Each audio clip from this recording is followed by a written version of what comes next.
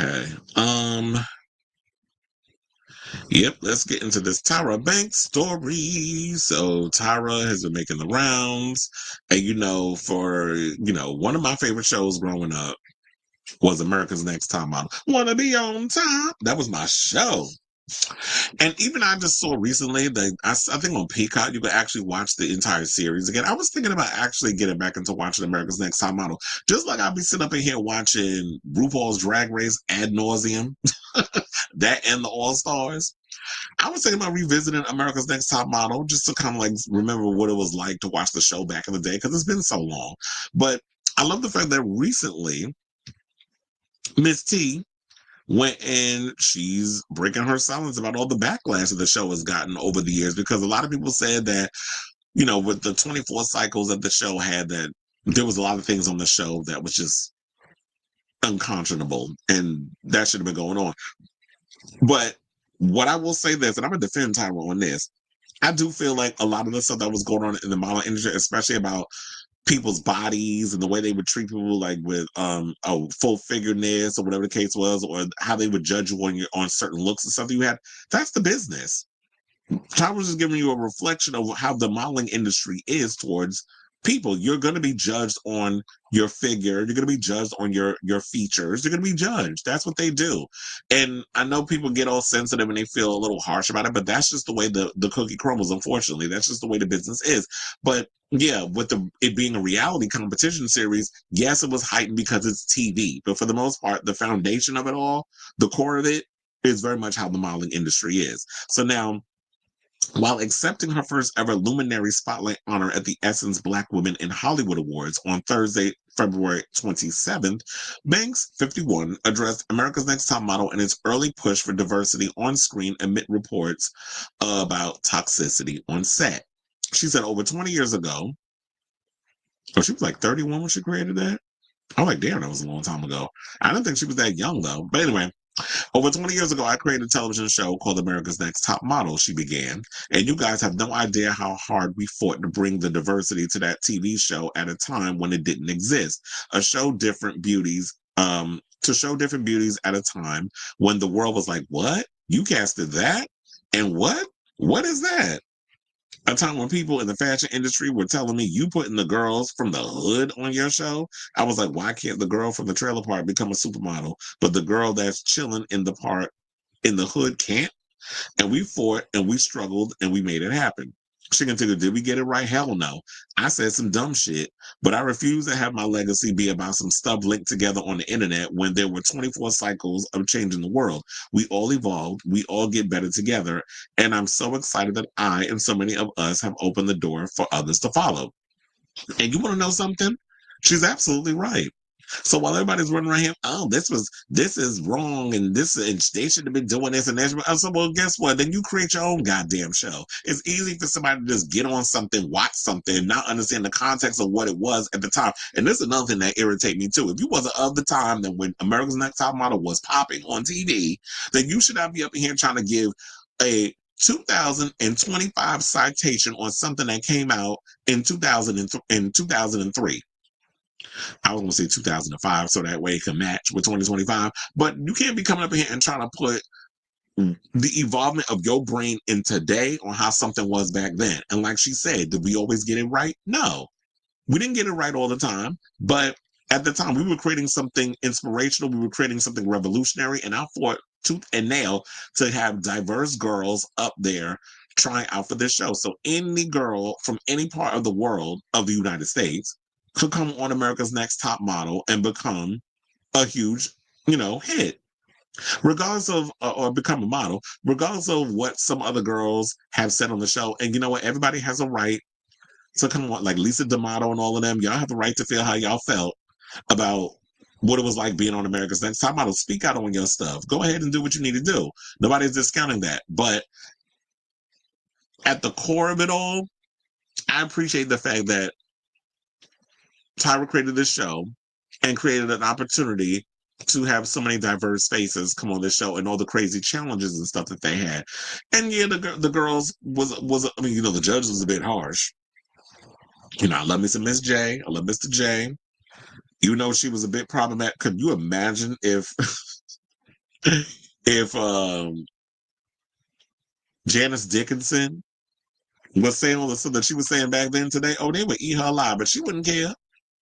The world's first supermodel, as she claimed. I actually thought she was the best part of that show. I was living for Janice Dickinson when she was on the show. So, yeah, that's what she said. But hold on. And I was like, Tyra look good. The boobs is boobing. Come on, titty pop. But let's see what else. So yeah, and then she did create other doors because remember, if it wasn't for America's Next Top Model, there would be no RuPaul's Drag Race because RuPaul's Drag Race is one part America's Next Top Model, one part Project Runway, but with drag queens and all the other channels. So it's a hybrid of a lot of those type of shows. So yeah, America's Next Top Model opened the door for many other shows to follow. And look, if we didn't have Next Top Model, would they have ever come up with that show, The Face, with Naomi Campbell? I don't think so. So now Banks, who created the model competition show in 2003 and hosted all but one cycle until this end. Wait, what was the season? I forget who the host was that did her that hosted when she wasn't there. And it said, and now my 51-year-old dimpled cellulite covered bigger tummy with 10 million and 10 million times bigger titties. Oh yeah, because she said she addressed the show's visibility for plus size models. Because if it wasn't for that show, we would have never seen a Takara. And Takara, I lived for Takara when she was on the show. And she said, and now my 51-year-old dimple cellulite covered bigger tummy and 10 million times bigger titties is walking through that door that I opened with all of us behind us on that runway saying, baby, it's just the beginning. She concluded with rapturous applause. Now, Banks's speech comes as resurfaced clips from America's Next Top Model continue to make the rounds on social media. Now, in 2020, controversial moments from the show began to pop up on TikTok and beyond, prompting a wave of negative feedback directed at both Banks and the show's creative team. In one of the clips that circulated online, Banks criticized Cycle 6 winner Danny Evans for not closing the gap in her teeth, which, here's the thing. Now, while in some spaces it was kind of applauded if you would come out and there was like I always liked when there were some that were very much accepting and really pushing for the uniqueness in some girls. Whereas I guess in American Style Time, I was like, no, you gotta close your gap. Or what some people would say was the ultimate shade when y'all would have to come in and makeover day where they cutting your hair, they make you do all these other looks, only for y'all to get eliminated in the same day. So you gotta go home with that hack job that they did on your hair. And you didn't even make the show. You didn't even continue to be on the show. So I remember those were also the complaints. So she went on and said, so Danielle, you went to the dentist, but you refused to have your gap closed. This is what she said on video. Do you really think you can have a CoverGirl contract with a gap in your mouth? One of the ANTM prizes was a $100,000 contract with a cosmetics brand. Well, yes. Tell that to Lauren Hutton and Lauren Bacall. They had gaps in their teeth. And there's plenty of models out here who have gaps and all kinds of things and were successful. Cindy Crawford had a whole mole on the side of her face and became a supermodel. No shade, Tyra, I live for you, but you was never that girl. You were never a supermodel, but Cindy was. You were a Victoria's Secret girl. You had the reality show, but, you know, you were never that girl in that way. But you were famous in your own right in the modeling world. And it's no shade. I'm just saying. So now Evans, now 39, responded, yes, why not? To which Banks replied, this is all people see. It's easy breezy, beautiful CoverGirl. It's not marketable. Well, that's not true. Well, maybe it was for CoverGirl, but in other brands, people have a gap in their teeth. It helps you stand out. As a model, you want to stand out. Evans did get her gap partially closed during the show and was later crowned the winner of the season. Child, I would have took that shit back out. I don't even know if you can. I don't know how that works. I'm not a dentist, but I'm like, can you get that gap? Can you get your that partial closation situation put back, or is that permanent? Now, in another clip, contestants had their skin darkened for a biracial. Now, this was a mess, and I think Jay Manuel talked about this one in an interview. They had their skin darkened for a biracial themed photo shoot in Cycle 13, and in Cycle 4, contestant Kaylin Rondot was asked to pose in a coffin in a graveyard one day after her friend died. Ooh, y'all messy. Now, Banks later accepted the callouts. posting via Twitter in May of 2020, been seeing the posts about the insensitivity of some past ANTM moments, and I agree with you. Looking back, those were some really off choices. Appreciate your honest feedback, and I'm sending so much love and virtual hugs. Now, during a January 2025 interview on the Vile Files podcast, ANTM Season 16, Cycle 16 runner-up. Jeez, I can't talk. Let me try that again. ANTM Cycle 16 runner-up and current Southern Charm star. Oh, I didn't even know she was on there. I don't watch Southern Charms. I don't know. Molly O'Connell called the modeling series a bit of psychological torture. Well, welcome to reality TV, where it's all psychological torture, and I wouldn't be surprised if Bravo was putting you into some psychological torture as well. Now, O'Connell, 37, alleged that the production team would purposely mess with us and heighten everyone's emotions with really late interviews, saying I would get low blood sugar attacks and need food, and they would dangle a sandwich in front of me. Just a few more questions, Molly, and then we'll feed you, she told host Nick Vile on her time filming back in 2010.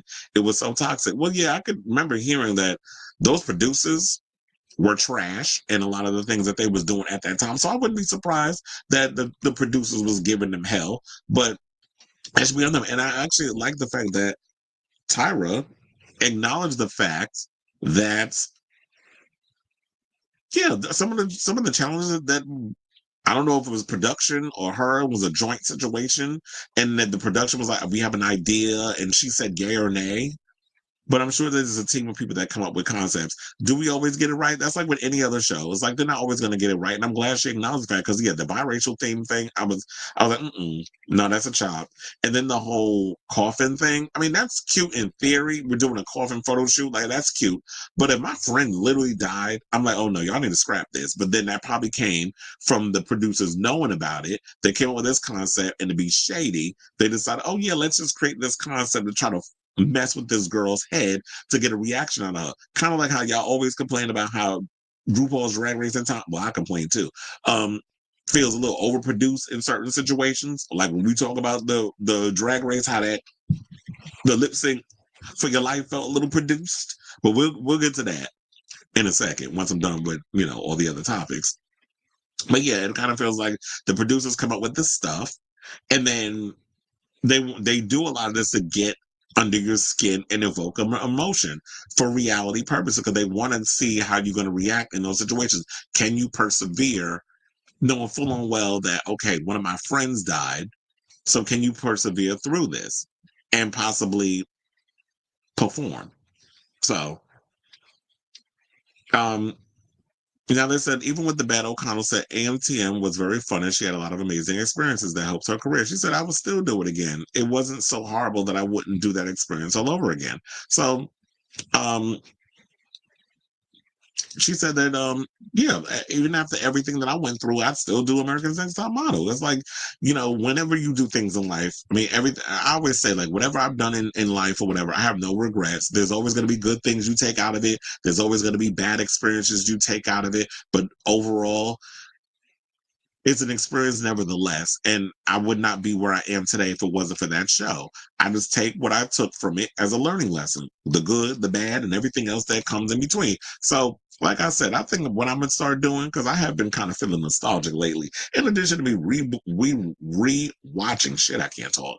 In addition to me rewatching New York Undercover, and I've also been watching Living Single again and Buffy the Vampire Slayer. I might have to throw on some and RuPaul's Drag Race. I may have to throw on America's Next Top Model. I've been thinking about revisiting that show because that was a good, like, regardless of what a lot of people say on social media, it was a good show.